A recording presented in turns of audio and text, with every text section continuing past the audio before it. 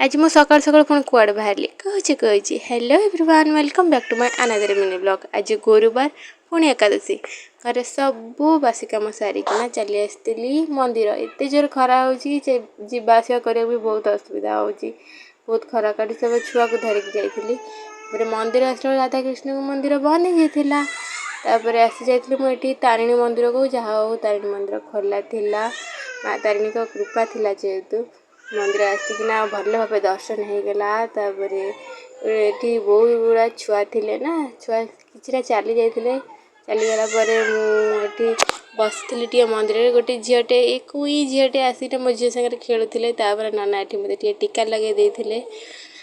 मु बाहरी आसती घर को कहीं रोसे भी तो करार अच्छी ना जिते भी माने नारी माने फ्रीडम पातु ना कहीं घरे रोसे करने कथा करेंगे उपास थाओ ओषा बार व्रत थाओ निजे बर मरवा को जाए कि रोसे बास घर कम सब सारे पड़ो एमती नियम किए बाहर कला कई जाने।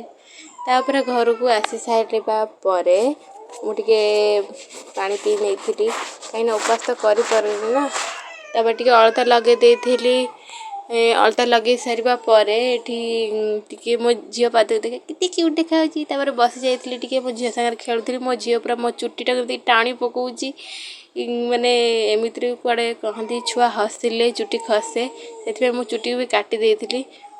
मो छुआ को खेल तले टे बिछना पारी शुई देती कहीं जानी थे छुआ जो पेटा पूरा चारिकर घंटा भाया बुले काले पड़ी पड़ी जीव से तले बिछना पारी शुई देती।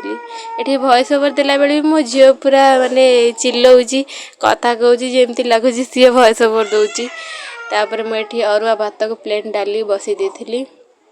आपण को मैंने एकादशी करती प्लीज कमेंट करेंगे से पर्यंत रोची देखा आउ एक नुआ वीडियो रे रोची। जय श्री जगन्नाथ।